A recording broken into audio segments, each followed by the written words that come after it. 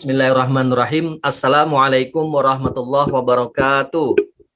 Waalaikumsalam warahmatullahi wabarakatuh. Waalaikumsalam. Salam sejahtera bagi kita sekalian. Semangat pagi. Semangat pagi. Baik, bahagia sekali pada malam hari ini kita dapat berjumpa kembali di acara Maximek Virtual Presentation. Pada malam hari ini kita akan sama-sama mendapatkan edukasi atau pembelajaran yang sangat luar biasa dari Bapak Dr. Iskandar Junaidi, yang mana pada malam hari ini tema yang beliau akan sampaikan atau materi yang beliau sampaikan adalah tentang diare dan konstipasi ya, atau sembelit. Nah, oke. Untuk tidak berpanjang lebar, mari kita sambut dengan aplaus yang luar biasa untuk Bapak Dr. Iskandar Junaidi. Silakan Pak Dokter. Baik, terima kasih Pak Aminuddin. Sama-sama Pak. Terima kasih untuk waktu yang diberikan. Terima kasih juga nih kepada Bapak Ibu yang sudah hadir di Zoom meeting ini tepat 7 lewat 10 menit. Pokoknya kita akan konsisten aja ya, 7 lewat 10 jalan dah. Gitu, biar apa semua urusan bisa selesai. Jadi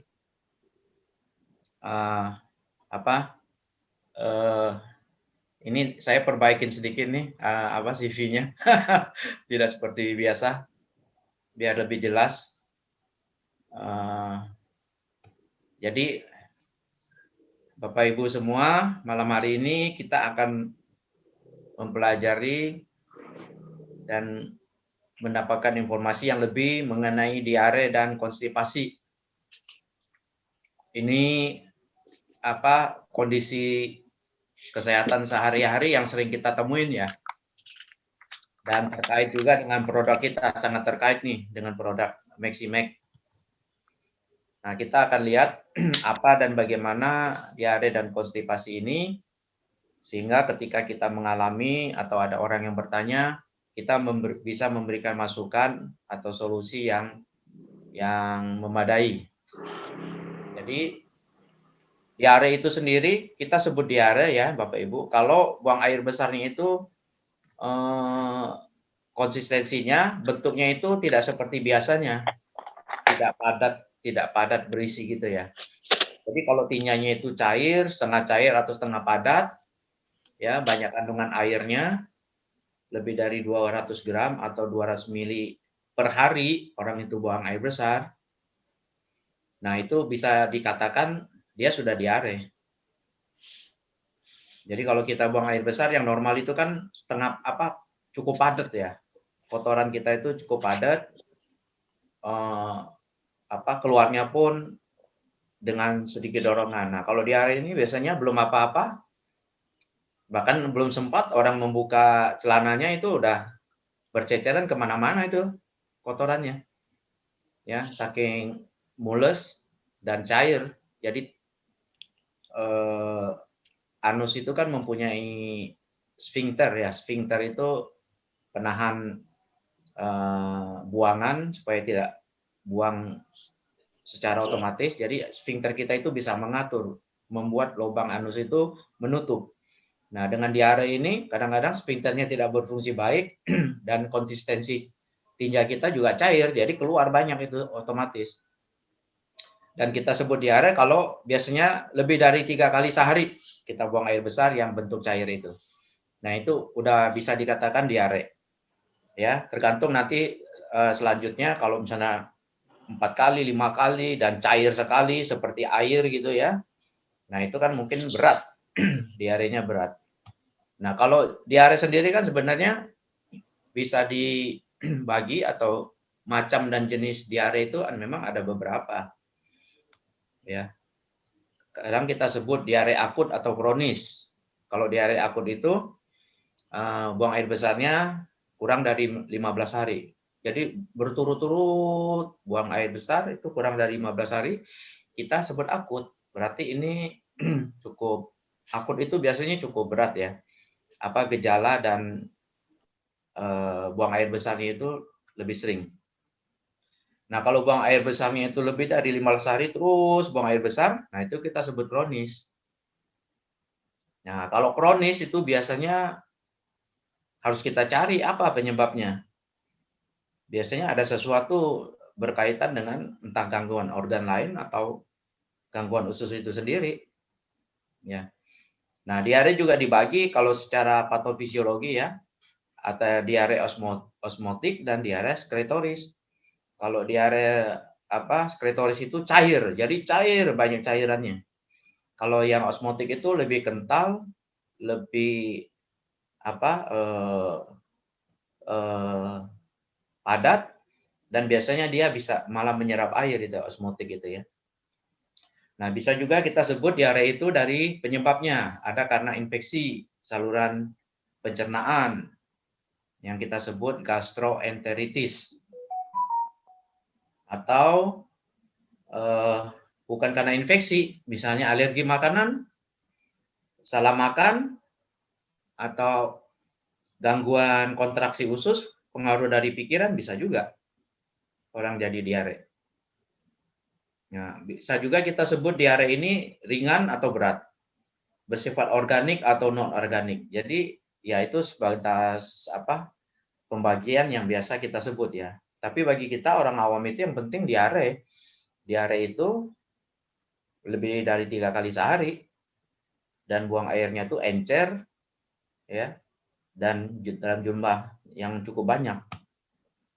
Nah, penyebab diare itu ya bisa tadi seperti kita sebut dari makanan, minuman bisa.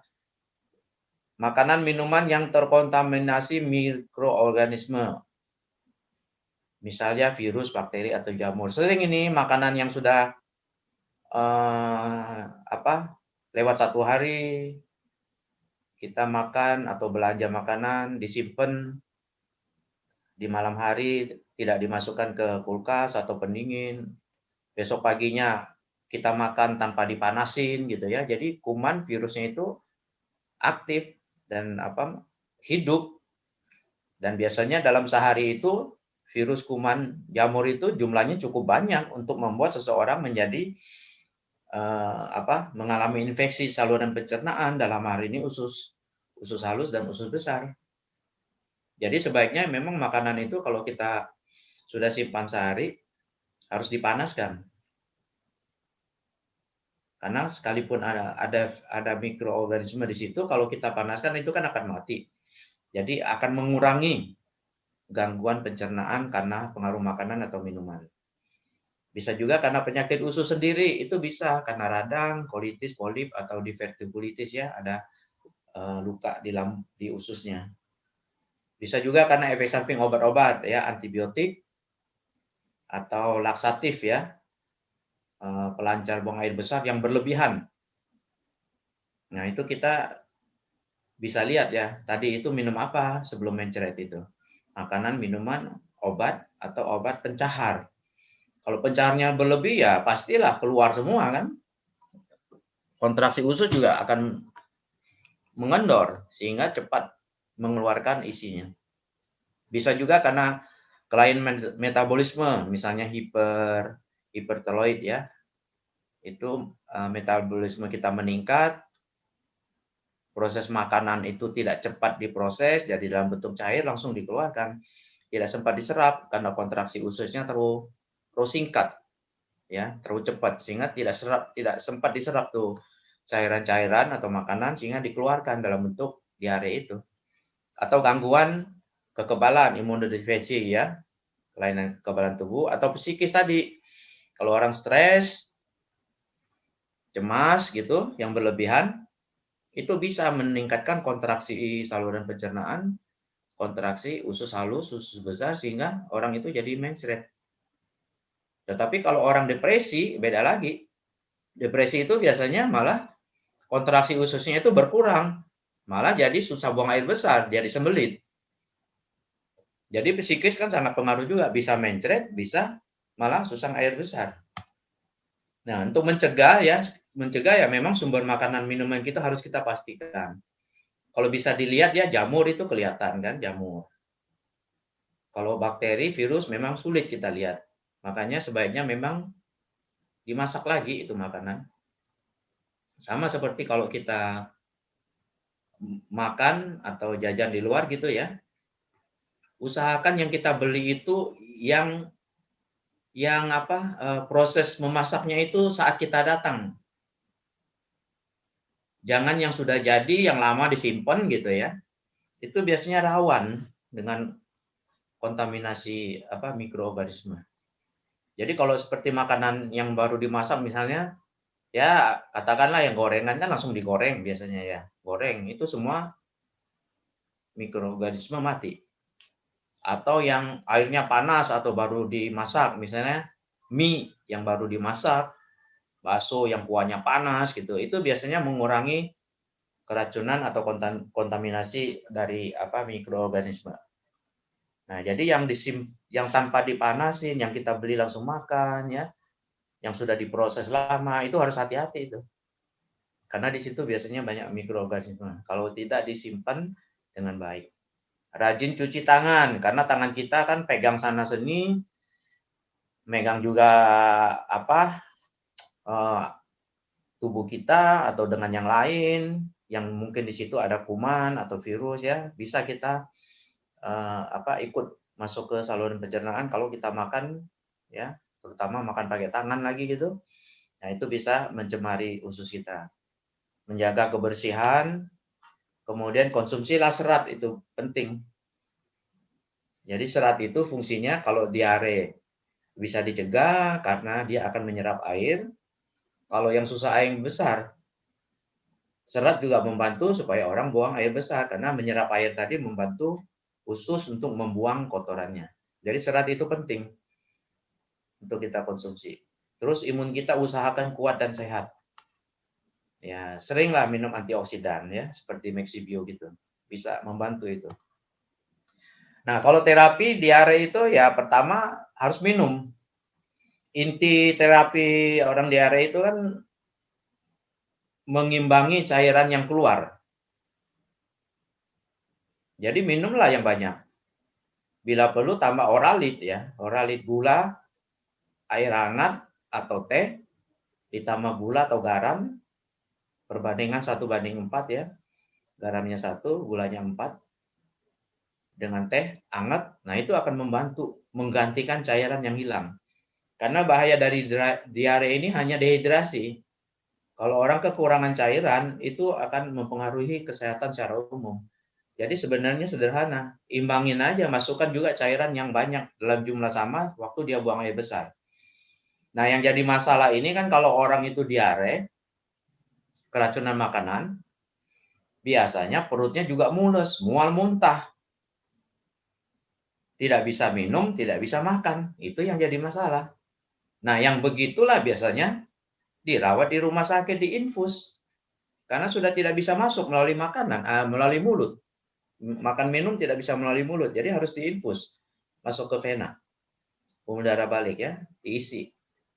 Supaya cairannya itu tetap seimbang. Dengan cairannya cukup itu, darah kita juga cukup cairannya, sehingga jantung juga memompa dengan baik. Jadi kalau orang dehidrasi, air kurang, darah juga akan kurang volumenya, itu akan menyebabkan jantung kontraksi cepat juga untuk mengimbangi suplai darah. Terlalu cepat juga bisa pengaruh ke jantung ya, atau tetap tidak kuat memompa, cairan kurang ya, organ kita kekurangan cairan, itu kan bahaya. Terutama organ-organ yang lunak ya, seperti otak, hati, paru, itu kan sangat tinggi kadar airnya ya. 70%-an itu air isinya, organ itu. Otak kita, hati, gitu ya. Ya, kalau kurang cairan itu akan mempengaruhi fungsinya. Jadi minum yang banyak, bagi yang sensitif dengan kopi, alkohol ya di stop gitu ya, karena bisa merangsang usus, kontraksi lebih cepat ya, kopi dan alkohol. Makanan yang kita konsumsi, makan yang mudah dicerna dulu ya, gitu. Jangan langsung yang berat-berat, kita yang ringan-ringan cerna ya, snack-snack itu atau makanan ringan gitu ya, kita konsumsi. Nah, bila diarenya terus berlanjut sampai orang itu juga tidak bisa minum, apalagi makan gitu ya, itu sudah harus ke dokter atau ke rumah sakit. biasanya yang seperti itu akan diberi obat suntik penahan usus supaya tidak kontraksi terlalu cepat. Biasanya juga di diare itu kan ada infeksi, disuntik antibiotik ya untuk mengurangi efek mencret karena infeksi. Jadi kalau sudah tidak bisa diatasi dengan minum biasa di rumah sehari-hari karena muntah yang terlalu berat, itu segeralah ke rumah sakit ya. Minimal diinfus dulu supaya cairannya tidak berkurang. Lalu diberikan terapi yang lain. Nah, obat diare itu kan banyak ya, Bapak Ibu. Ada obat yang membuat usus itu supaya kontraksinya berkurang atau dilemahkan. Itu mengurangi mules, mengurangi diare tadi. Jadi kontraksinya dibatasi, dikurangin. Tetapi harus hati-hati, jangan terlalu juga besar, terlalu banyak obat anti mules, anti motilitas ini. Karena itu bisa jadi sembelit. Kemudian diare ini kan sebenarnya efek tubuh, reaksi tubuh untuk mengeluarkan, misalnya di situ ada gangguan alergi makanan minuman atau ada infeksi. Itu sebenarnya diare itu reaksi tubuh untuk membuang semua racun yang masuk atau hal-hal yang mengganggu fungsi dari usus.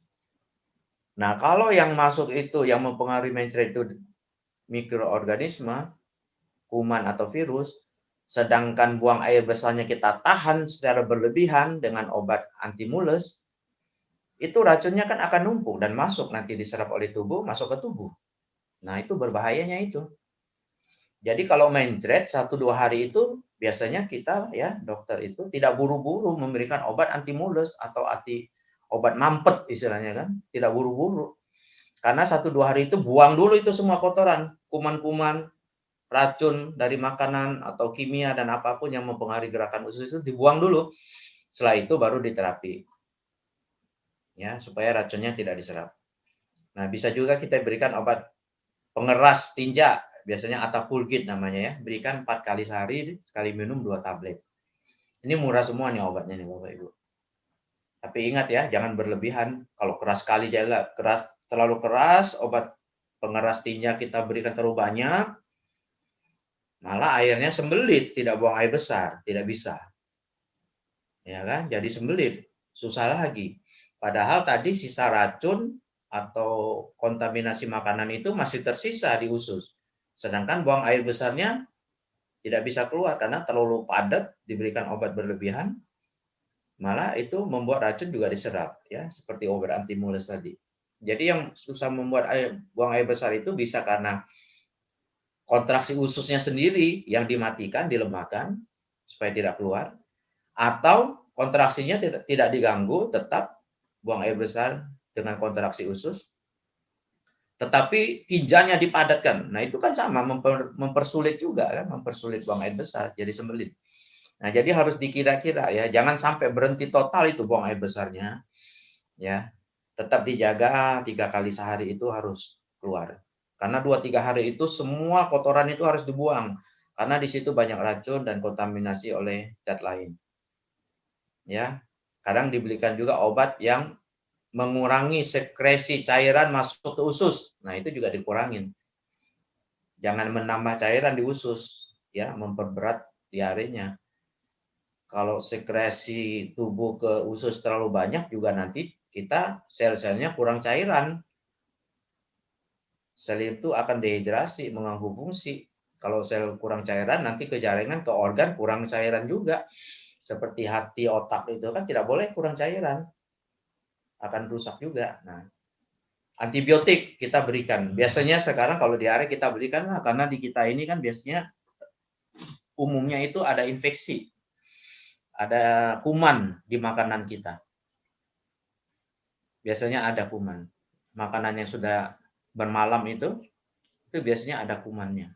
Atau yang kita beli di luar, itu biasanya sambelnya itu ya berhari-hari gitu ya. Di tempat makanan itu di warung atau di tempat bakso itu sambalnya berhari-hari tidak diganti, tidak juga dipanasin lagi waktu jual lagi itu ya. Tidak dicoba dipanas untuk bunuh kumannya, Ketika kita makan dengan sambal yang agak banyak, sudah kena itu. Di situ ada kuman, sambal yang banyak juga sudah merangsang usus, kontraksi. Jadi sudah ya berlipat itu kontraksi yang terjadi. Atau kita juga perlu antioksidan supaya imun kita kuat. Sehingga kalau ada infeksi begitu ya masih bisa ditahan atau dikurangin gejala yang timbul gitu ya. Nah, kemudian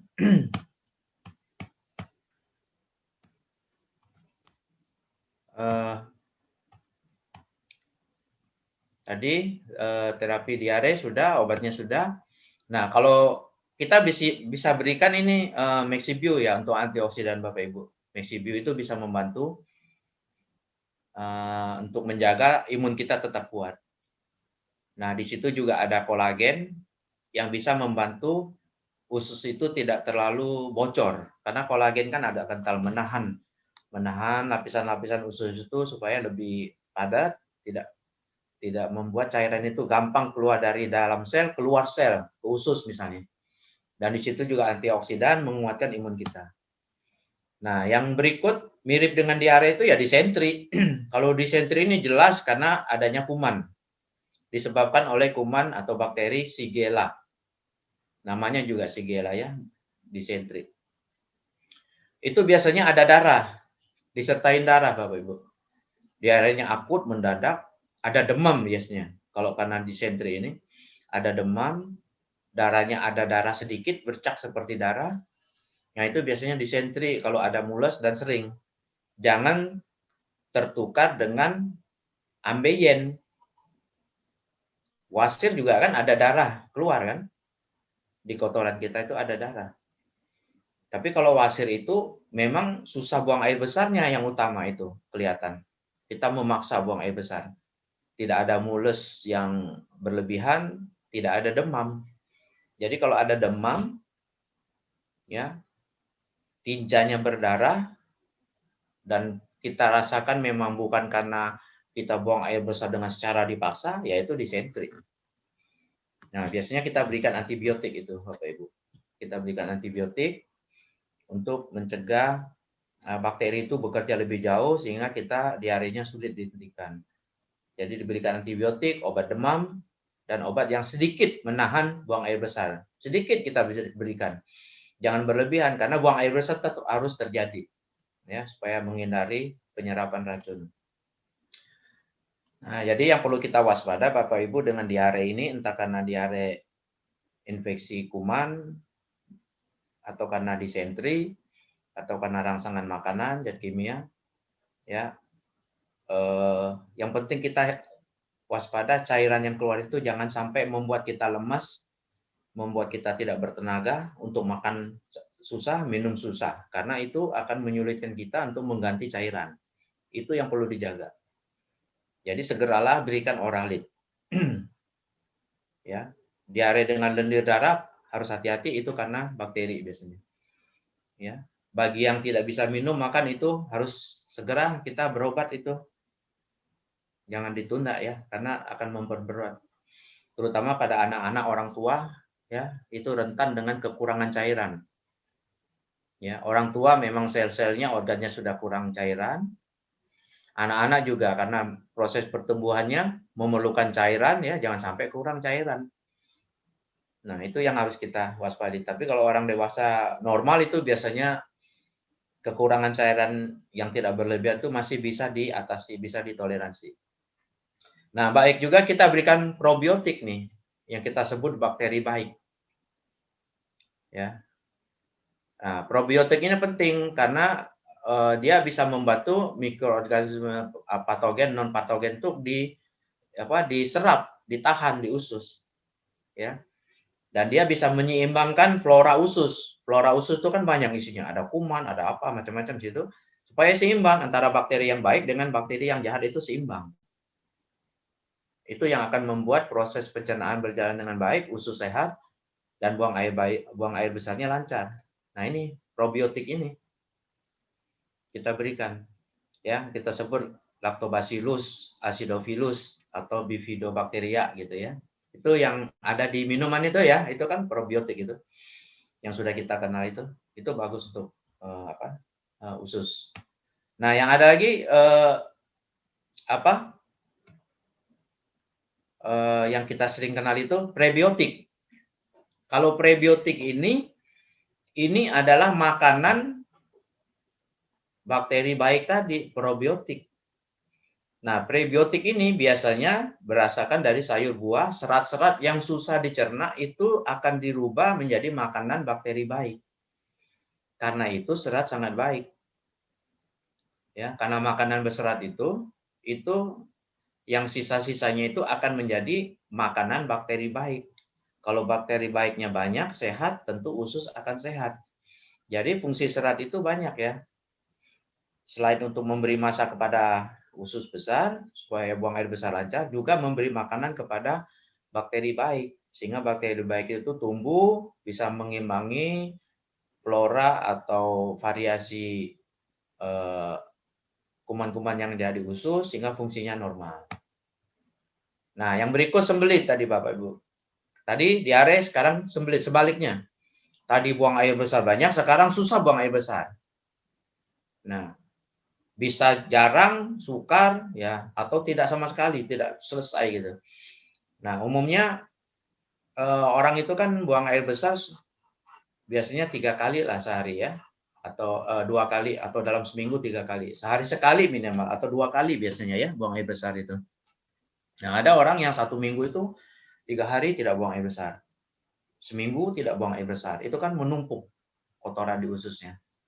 Nah, itu kita sebut sembelit. Nah, penyebab sembelit itu saat tadi serat rendah. Kita hanya banyak makanan yang diserap total habis. Seperti daging, ya,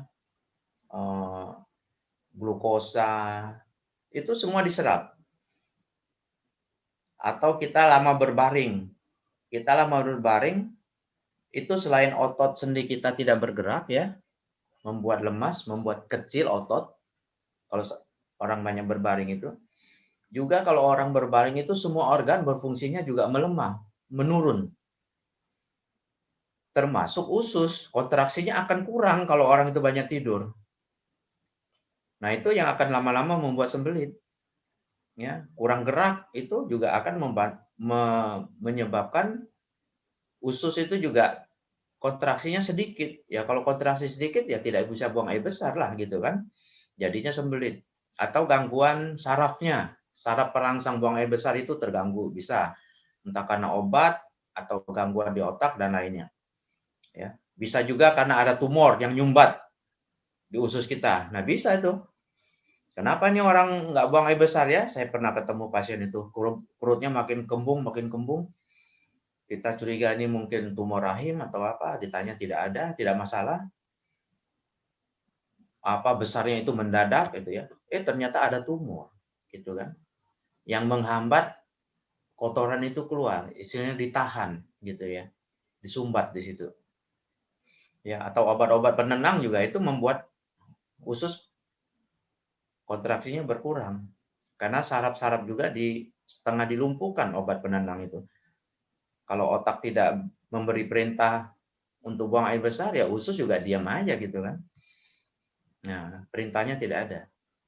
Jadi penyebab sembelit itu juga banyak, kita harus perhatikan. Kalau penyebab umum ya kita berilah obat anti sembelit ya, supaya buang air besar kita berikan. Dengan dosis yang sedang, jangan terlalu berlebihan.